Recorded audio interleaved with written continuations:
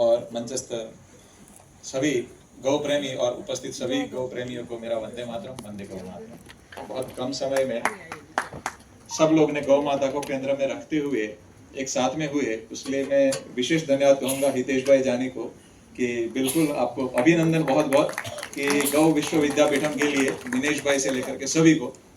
बहुत सही बात है। आज का जो कंक्लूड की मैं बात कहूँ तो मैं सच में उसमें बिलीव करता हूँ कि कोई भी चीज हवाबाजी नहीं होनी चाहिए। गौ माता का विषय है तो वैज्ञानिक पक्ष, आयुर्वेदिक पक्ष, आध्यात्मिक पक्ष, आर्थिक पक्ष और प्राकृतिक पक्ष, सभी पक्षों से चिंतन करके फिर मेरे मुंह से हमेशा शब्द निकलता है।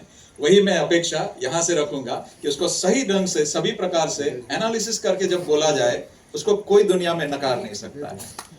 और हमने 300 गायों के एनालिसिस करे, 5100 कंपाउंड गौमूत्र के निकले। गायों का चारे का एनालिसिस किया, पानी का किया, उसके अंदर गोल्ड के पार्टिकल नहीं थे।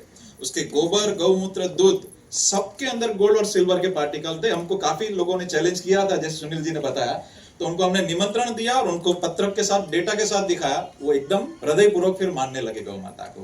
तो ऐसी चीजें बातें बोलनी है जिसके अंदर एकदम स्थापित बातें हो। हम बोलेंगे 24 घंटा गौ माता ऑक्सीजन छोड़ती है, तो ऐसा नहीं बोलना है। बोलने के लिए हजारों चीजें हमारे पास अच्छी है। हमने मेटाजीनोमिक्स की चेन ऑफ सीरीज करी गौ कृपा अमृतम के अंदर, और हमको काफी लोगों ने, भारत के 22 राज्यों से हम लोग काम कर रहे हैं, उसको बहुत चैलेंज करा गया। लेकिन हमने जब उनको रिपोर्ट दिखाए और किसानों को परिणाम दिखाए तो हृदयपूर्वक वो दिल से मानने लगे गौ माता को। ये चिंतन हमको सबके बीच में लेके जाना पड़ेगा। और इसमें से कितने लोगों ने गौ कृपा अमृतम उपयोग किया है? कैसा परिणाम है?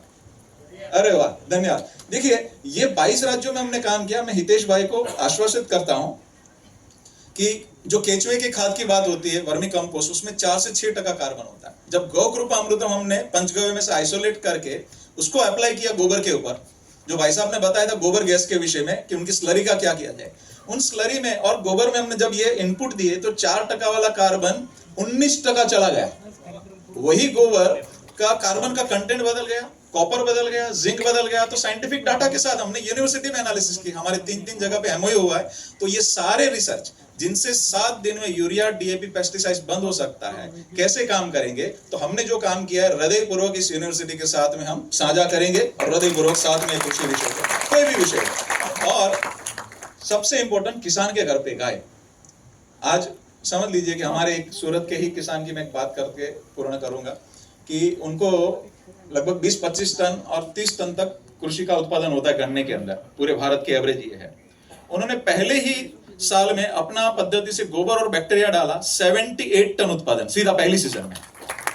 और वहां के शुगर मिल के अधिकारी खड़े हुए, बोले इनका खाली प्रोडक्शन नहीं बढ़ा है, इनका शुगर का हमने रिकवरी चेक किया तो यूपी के अंदर 9.5% रिकवरी आती है, गुजरात के अंदर 10% रिकवरी आती है, इनका 14.5% रिकवरी आया गुड़ का, और 5.5 लाख रुपया उसने प्रॉफिट किया पर एकड़। वो 3 गाय और गोबर के लिए पिंजरापोल से घर पे लेकर के आ गए, और दूसरे 3 आदिवासी बंधुओं ने मिलकर 40 गौ माता गोबर के लिए लेकर के आए। इस साल जमीन भाड़े पे लेके 6.5 लाख का गोबर खरीदा है पिंजरापोल से। तो मेरी एक ही विनती है लास्ट में कि यहाँ से जो भी बातें हुई वो डिसेंट्रलाइज, विकेंद्रीकरण पूरे देश में होनी चाहिए।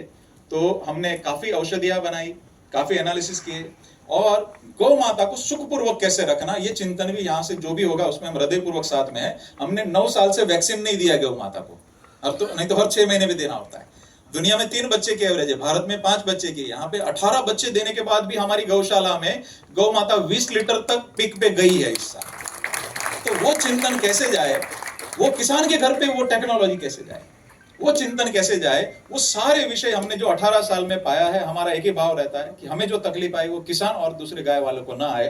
तो बिल्कुल इस विश्वविद्यालय के लिए हमारी जो भी अनुभव है वो वैज्ञानिक और सारे कॉम्बिनेशन के साथ हम बिल्कुल हृदयपूर्वक साथ में हैं। और किसान और गाय सबके घर पे, सबके हृदय में बसने चाहिए, उन दोनों को सम्मान मिलना चाहिए। उत्तम खेती, मध्यम व्यापार, कनिष्ठ नौकरी जो बोला है, उसके लिए हमें वापस वो चेन ठीक से करनी पड़ेगी। जो हमें खाना खिला रहा है, जो गाय हमें पुष्ट करती है, उसकी ये तकलीफ है। तो मेरी एक ही विनती कि आज के बाद जो भी घर पे जाएगा, मेरी एक विनती है कि हमारे अलग अलग प्रकल्प है, सबके अलग अलग, मतलब मैं ऐसा कह सकता हूँ कि सबके साथ में कम से कम 1000 लोग जुड़े होंगे परिवार, और आज से ही तय करे कि मैं गाय की धूप बत्ती उपयोग करूंगा, तो गाय कत्ल खाने जाएगी क्या? आज से ही गाय का दूध पीऊंगा, वो तय करेंगे तो जाएगी क्या? दीपक उसी का ही जलेगा तो जाएगी क्या। हमारे संघ के हर संगठन के हर कार्यालय में गाय का ही दूध आना चाहिए। हमारे संघ परिवार के हर एक घर के अंदर गाय का दूध जाना चाहिए कि नहीं। तो 10 करोड़ परिवार है, पहले वो उपयोग साथ में करे और फिर समाज में जाएगा, उसका कितना क्षमता आ जाएगा। तो मैं आज से कहता हूं, सबके आचरण में गौ माता की सेवा, धरती माता की सेवा, किसान के प्रति सम्मान आ जाए, और फिर जो देखेंगे तो विश्व उसको नकार नहीं सकता है। उसको अच्छे से काम करेंगे, आचरण में गौ सेवा हो। विशेष धन्यवाद सभी का, एक मंच पे गौ माता के आधारित काम करेंगे। जय गौ माता, वंदे मातरम, वंदे गौ माता। बहुत बहुत